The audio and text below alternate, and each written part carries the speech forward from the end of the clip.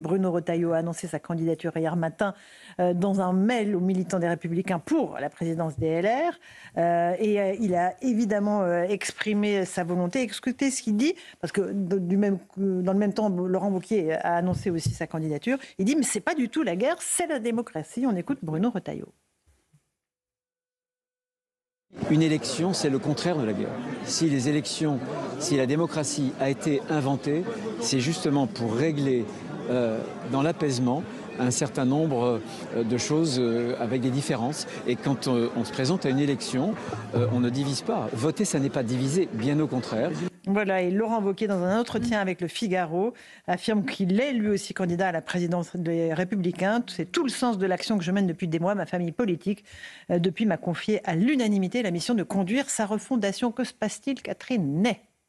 C'est la guerre ou c'est au contraire la droite est de retour ? La droite est de retour, c'est la démocratie, comme dit Bruno Retailleau, mais c'est aussi pour Bruno Retailleau un match retour, parce que n'oubliez pas qu'en décembre 2022, après l'échec de Madame Pécresse, qui n'avait pas fait 5% à la présidentielle, après le départ de Christian Jacob, le président du LR, ils ont cherché quelqu'un et tout le monde, enfin en tous les cas, Éric Ciotti et d'autres disaient c'est Laurent Wauquiez qui doit revenir après sa démission 5 ans plus tôt, il doit revenir, et lui ne voulait absolument pas.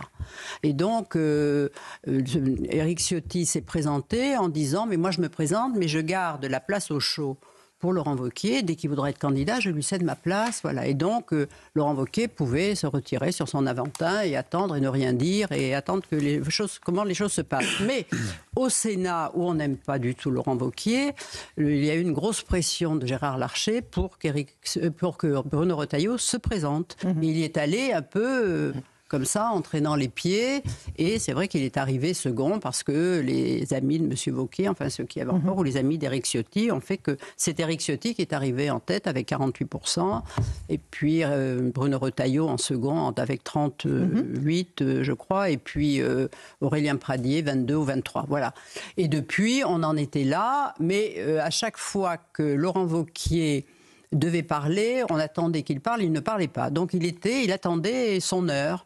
Et puis quand Michel Barnier est devenu Premier ministre, d'abord il ne voulait pas que les LR participent au gouvernement, puis après il a exigé d'être ministre d'État, ministre de l'Intérieur. Et Michel Barnier lui a dit, écoute, je n'ai pas confiance en toi, mais je t'offre Bercy. Il n'a pas voulu Bercy.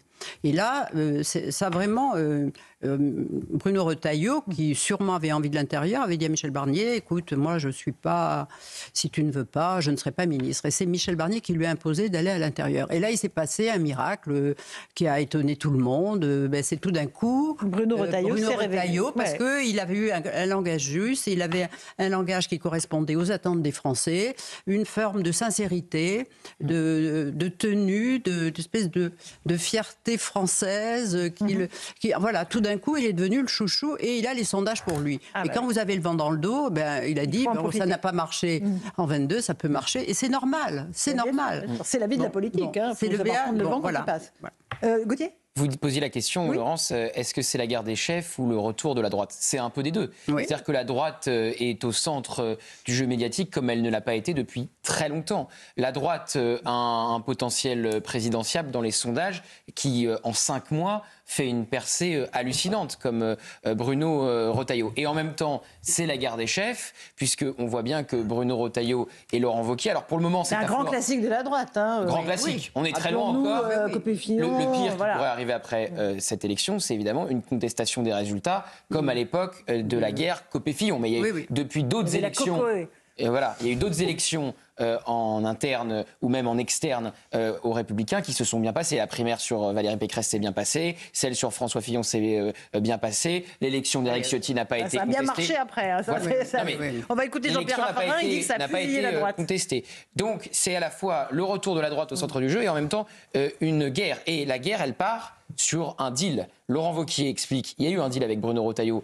Tu t'occupes du gouvernement, je m'occupe du parti. Bruno Retailleau répond, il n'y a absolument pas eu de deal. Tu as essayé, cher Laurent, d'entrer 2 fois au gouvernement, 2 fois à Bercy, 2 fois ça n'a pas marché. Je ne me suis jamais engagé à ne pas être candidat pour le parti. Donc là, fort de ces sondages, Bruno Retailleau, évidemment, il a envie de prendre le parti parce que c'est la première étape pour être candidat des LR à la présidentielle. Et puis lorsque François Bayrou est arrivé à Matignon, Laurent Wauquiez téléphoné à l'Élysée, à Alexis Collère, pour dire là, je remplacerai bien Retailleau. Oui. Voilà. Pour faire sortir Retailleau même du gouvernement. Pour que Bruno Retailleau ne soit pas reçu, d'ailleurs, à l'Élysée, ne l'accompagne pas, alors qu'il y allait lui en tant que président du groupe Non, mais des Républicains. Mais Bruno Retailleau, c'est celui que personne n'a vu venir en réalité. C'est-à-dire qu'il y a 5 mois, personne ne s'attendait à ce que Bruno Retailleau soit le possible candidat auréolé d'un succès comme celui qu'on connaît aujourd'hui. Quand on regarde le dernier sondage OpinionWay qui avait été commandé dans Le Point, c'est assez intéressant, parce qu'il a 55% de bonnes opinions dans l'opinion publique, 71% chez l'électorat d'Emmanuel Macron, 93% chez les Républicains, et ça c'est très important, 69% au Rassemblement national. Et il est très au-dessus, factuellement, dans ce sondage de Laurent Wauquiez. Laurent Wauquiez, ça fait une dizaine d'années qu'il se prépare à ce moment-là.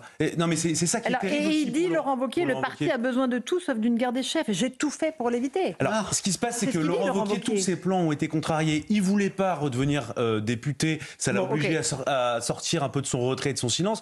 Là, il a été élu ric-rac. Où il est, voilà, oui. Oui, voilà. oui. Et donc là, ça va être une campagne qui va être très compliquée. Donc Laurent Wauquiez, lui, explique qu'il va faire une campagne de porte-à-porte pour aller chercher. Mais ça va être rapide, là, ça va se prendre quelle forme, là? Alors, on ne sait pas dans encore. Quelques parce que semaines Laurent Wauquiez, lui, veut une campagne plutôt longue et Bruno Retailleau veut une campagne courte, plutôt oui. courte. Ça devrait être tranché ce soir. Hein. Exactement. On est autour de 90 jours de campagne. Et alors, ce que vous allez vivre, Laurent, sinon, ce qui est important, c'est que ce que nous allons tous vivre, c'est que la machine à cartes est partie, mais est en train de tourner pour faire des adhérents. J'ai cru la machine à cartes il faut bancaire. être adhérent à jour de cotisation au moins 30 jours avant le moment de la date du scrutin. Donc, comme on ne connaît ça pas encore la date du scrutin, Ça en laisse 60. Oui, exactement. Ça en laisse 60 potentiellement pour faire rentrer du monde. Donc je peux vous dire que là, il y a la machine à adhésion, la machine à cartes La droite est en train de tourner. Et puis vous allez voir, ça, non, mais ceux qui ont aimé l'épisode Copé-Fillon, à mon avis, dévorer celle-là, il y aura du sang sur les loups. Malheureusement, ce qui a changé, juste d'un mot par rapport à l'épisode Copé-Fillon, c'est que les électeurs de droite ne pardonneront pas. À l'époque, la droite existait encore. Et donc ils pouvaient se diviser sans que ça ne paraisse obérer forcément. Et il y avait des différences profondes de ligne. Là, les électeurs de ligne sont pas si importants. Les électeurs de droite, je pense, ne pardonneront pas à celui qui sera perçu comme le fauteur de troubles. En l'état, je pense que ça penche un peu plus, c'est perçu en tout cas comme ça du côté de Laurent Wauquiez, d'empêcher potentiellement un possible retour de la droite au pouvoir. Faut-il une primaire de la droite? On a posé la question à Jean-Pierre Raffarin-Lundi. Écoutez sa réponse spontanée. Certainement pas. Certainement pas. J'ai vu l'UMP décapiter en un dimanche. Un ancien président, 2 anciens premiers ministres. Terminé. J'ai vu le PS, terminé. J'ai vu comment on a cassé les partis. On dit quelquefois, Macron, il a cassé les partis. C'est pas Macron qui a cassé les partis. Ce sont les primaires. Donc je crois que diviser un camp pour aller au combat, c'est exactement comme les Allemands et les Français quand ils vont contre la Chine. On ne se divise pas avant le combat, on se rassemble avant le combat. Donc les primaires, il ne faut pas y compter. Voilà, pas de primaire pour Jean-Pierre Raffarin. Il n'a pas tort. C'est une machine à perdre. Il a raison sur le papier. C'est une machine à perdre. Il a raison sur le papier. Mais quand vous n'avez pas un leader charismatique qui écrase tout, qui emporte tout et dont l'autorité naturelle Si vous refaites des primaires, je vous le dis, c'est raté. Je suis d'accord avec vous. Moi, je suis pas du tout. Je suis un anti-primaire et primaire. Vous êtes primaire. Vous êtes primaire. Mais la primaire, elle est là. Elle va être pour la tête du DLR. Mais c'est une primaire. Celui qui gagne le parti. C'est une primaire. C'est une primaire. Catherine. Ce n'est pas comme ça que l'entend Gérald Darmanin ou David Lisnard. Mais oui, parce que Gérald Darmanin, il voit l'histoire qui est en train de s'écrire à droite. Il se dit hop, attendez, moi aussi je suis là et moi aussi je viens de la droite. Donc il essaye de s'inviter dans une primaire plus large. Pour qui la défaite serait la plus cruelle? Pour Laurent Wauquiez. Parce que si, mettons, Laurent Wauquiez l'emporte, Bruno Retailleau perd, il a encore le ministère de l'Intérieur, c'est son point de repli. Il peut encore capitaliser sur l'opinion depuis le ministère de l'Intérieur. Mais si Laurent Wauquiez perd, il lui reste la présidence du groupe LR à l'Assemblée nationale. Et bonne chance pour tisser un lien depuis ce groupe-là avec les Français, comme le fait Bruno Retailleau depuis l'Intérieur. Oui, déjà, à la tête du parti, il a déjà dit aux députés, si vous ne votez pas pour moi, et si vous dites que vous ne votez pas pour moi, vous n'aurez plus le droit de poser des questions d'actualité le mercredi ou le mardi. Et s'il y a une nouvelle dissolution, il y a des menaces sur les circonscriptions. Il y a des menaces sur les circonscriptions. Donc le problème de Laurent Wauquiez, c'est bon, et peut-être qu'il peut gagner dans le fond le match, mais est-ce qu'il gagne en popularité pour 2025 ? Or, c'est vrai qu'il a une sorte de génie à susciter de l'antipathie. Voilà, c'est comme ça. Il y en a qui ont. Mais non, mais c'est vrai parce mais après, que... c'est quelqu'un qui se prépare. Non, mais c'est. Mais oui, mais il se prépare. Il y a quelque chose qui est dur pour lui. C'est-à-dire que qu'il a voulu faire, c'est pas réalisé. De manière sincère, il a essayé de rassembler. Il a essayé de réunir. Bon, mais il parle pas souvent, mais il avait fait par exemple une interview dans Le Point il y a déjà 18 mois qui était absolument, mais très qui m'avait impressionné par la qualité de. Mais il est brillant. Il est brillant. Mais sur le papier, il y a tout. Il a un physique, il est grand, il a des diplômes, il en a presque trop. Et donc, mais il y a quelque chose qui marche pas. Non, mais c'est quelque chose, vous voyez. C'est l'empathie qui est pas. Vous savez, avec des députés. Ou des leaders, il y a toujours un moment où il y a comme ça une forme de chaleur qui vient, comme ça, qui est apaisante, comme une tasse de thé un soir d'hiver. Mais lui il y aura peut-être un moment Wauquiez. Au-delà de l'empathie, quoi qu'il dise, il crée une sorte d'urticaire. Au-delà de l'empathie, il y a ce qu'avait dit Nicolas Sarkozy en disant que Laurent Wauquiez était toujours dans l'évitement. Et d'ailleurs, il fait référence en creux lui-même dans l'interview qu'il donne pour annoncer sa candidature au Figaro en disant « J'ai toujours été présent pour mener les combats ». Mais ça, c'est pas vrai.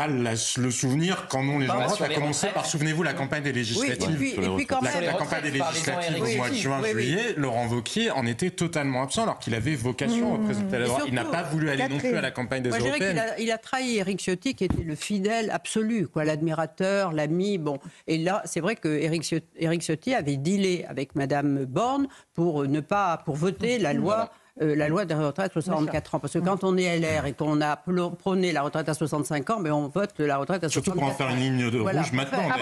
Bien sûr. Et là, ce sont les 10 élus fidèles à Laurent Wauquiez qui ont voté contre. Bon, il y a quelque chose qui sera intéressant, Laurence, à regarder. Si et seulement si Bruno Retailleau gagnait, ça va devenir un immense problème, un vrai dossier pour le Rassemblement national. Ah, bien sûr. Pourquoi ? Mais pourquoi ? Et on voit bien, le Rassemblement national, depuis l'arrivée de Bruno Retailleau, a du mal à le saisir. C'est-à-dire qu'ils s'interdisent de dire du mal de lui. Pourquoi ? Parce que 69% des électeurs RN aiment énormément Bruno Retailleau.